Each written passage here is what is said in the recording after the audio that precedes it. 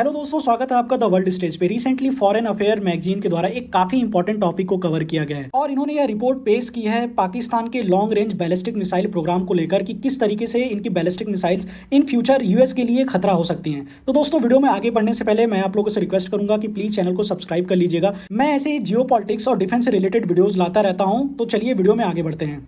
दोस्तों, आज के टाइम पे पाकिस्तान अल्ट्रा लॉन्ग रेंज के आईसीबीएम्स को बना रहा है जो ना केवल इंडिया को ही हिट कर सकती है बल्कि यूएस तक को भी हिट कर सकती हैं। इस न्यूज को लेकर एक प्रॉपर रिपोर्ट पेश की गई है फॉरेन अफेयर्स मैगजीन के द्वारा, जो एक काफी ज्यादा ट्रस्टेड मैगजीन है। इस रिपोर्ट के अनुसार पाकिस्तान आफ्टर ऑपरेशन सिंदूर अब पूरी तरीके से कमिटेड हो गया है कि वह अपने न्यूक्लियर वेपन्स को और ज्यादा टेक्नोलॉजिकली एडवांस करे और इसी के साथ इनको डिलीवर करने वाली जो व्हीकल्स है, खासकर लॉन्ग रेंज की बैलिस्टिक मिसाइल्स, उनको डेवलप कर रहा है। पाकिस्तान के द्वारा ऐसी मिसाइल्स को डेवलप किए जाने का मेन कारण यह बताया जा रहा है कि अमेरिका और भारत के रिलेशन जिस तरीके से अच्छे हो रहे हैं, इन फ्यूचर हो सकता है आज के टाइम पे यूएस जिस तरीके से इजराइल की मदद कर रहा है, इन फ्यूचर यूएस भारत की भी इसी तरीके से हेल्प कर सकता है और यूएस पाकिस्तान के न्यूक्लियर वेपन प्रोग्राम के लिए काफी बड़ा थ्रेट बन सकता है। इसलिए पाकिस्तान लॉन्ग रेंज आईसीबीएम्स को बनाने का प्रयास कर रहा है जिससे ये यूएस के ऊपर प्रीएम्प्टिव स्ट्राइक्स कर सके और यूएस इनके न्यूक्लियर वेपन प्रोग्राम को नुकसान ना पहुंचा सके। पाकिस्तान को इस बात का काफी हद तक डर सता रहा है कि ईरान के न्यूक्लियर वेपन प्रोग्राम को खत्म करने के बाद अब यूएस और इजराइल मिलकर पाकिस्तान के न्यूक्लियर वेपन प्रोग्राम को टारगेट करेंगे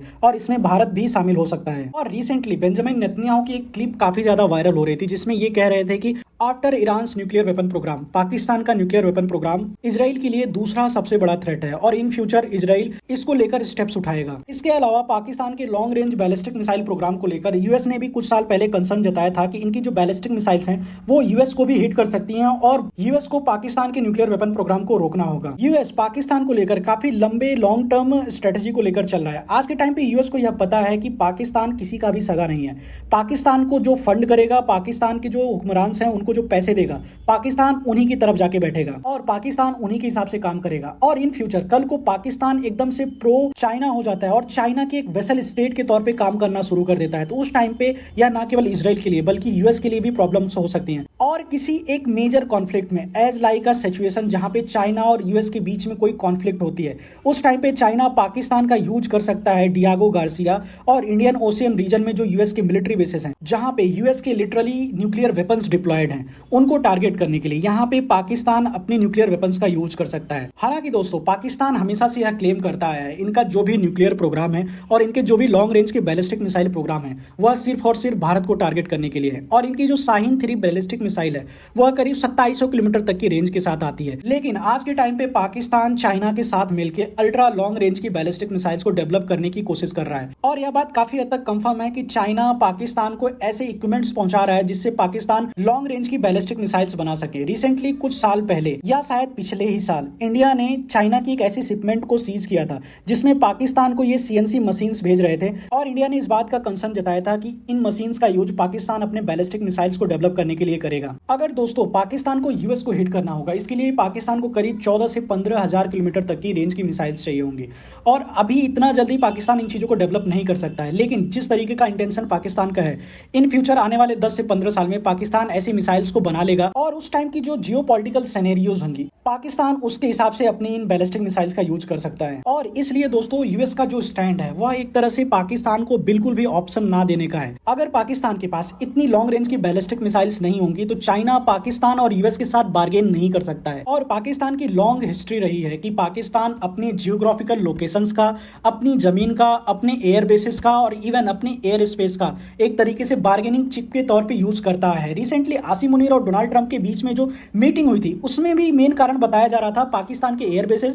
और पाकिस्तान का एयर स्पेस ईरान के अगेंस्ट, जिसकी यूएस को जरूरत थी और इसलिए डोनाल्ड ट्रंप ने व्हाइट हाउस में आसिम मुनीर को लंच के लिए इन्वाइट किया था। और दोस्तों, अगर इंडियन बैलिस्टिक मिसाइल प्रोग्राम की बात की जाए तो भारत भी कई सारी लॉन्ग रेंज की बैलिस्टिक मिसाइल्स को डेवलप कर रहा है। इसमें भारत की अग्नि 5 जो बैलिस्टिक मिसाइल है उसकी रेंज भारत 5000 किलोमीटर क्लेम करता है, लेकिन बहुत सारी डिफेंस एक्सपर्ट्स इस बात को मानते हैं कि इसकी रेंज 5000 ना होकर 8000 किलोमीटर तक की है। और इसके अलावा भारत अग्नि 6 जैसी मिसाइल्स को भी डेवलप कर रहा है जो कि इससे भी ज्यादा रेंज की होंगी। हालांकि इसका रेंज कितना होगा इस बात की अभी कंफर्मेशन नहीं है। और इसी के साथ भारत अपने MIRV कैपेबिलिटी को और ज्यादा इनहांस कर रहा है और भारत ने यह भी कंफर्म किया है कि भारत के 6 बैलिस्टिक मिसाइल्स को बना रहा है जो करीब करीब 8,000 किलोमीटर तक की सबमरीन लॉन्च बैलिस्टिक मिसाइल्स होंगी। और इस मिसाइल के लिए भारत अलग से S5 सीरीज की बैलिस्टिक मिसाइल सबमरीन को बना रहा है और यह सबमरीन वर्तमान अरिहंत क्लास सबमरीन से काफी ज्यादा बड़ी होंगी, जो करीब 14 से 15,000 टन के डिस्प्लेसमेंट के साथ आएंगी। यहाँ पे एक और क्वेश्चन उठता है दोस्तों, अगर इंडिया भी ऐसे ही लॉन्ग रेंज की बैलिस्टिक मिसाइल्स बनाता है तो क्या यूएस इसे अपने लिए खतरा मानेगा?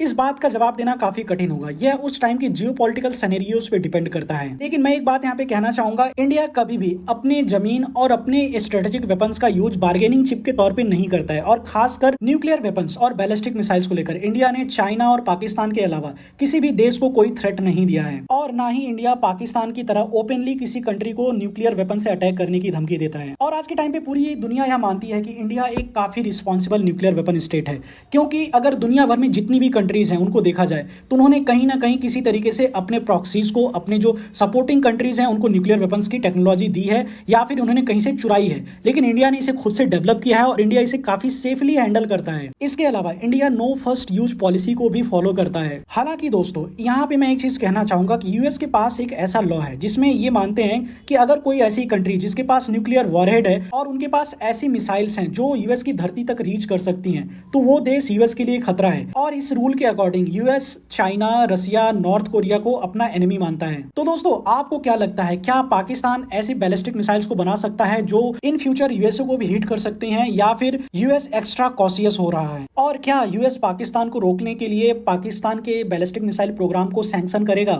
अपने ओपिनियंस कमेंट करके जरूर बताइएगा और अगर वीडियो अच्छी लगी तो प्लीज चैनल को सब्सक्राइब कीजिएगा। मिलते हैं एक नेक्स्ट वीडियो में एक नए टॉपिक के साथ। तब तक के लिए जय हिंद, वंदे मातरम।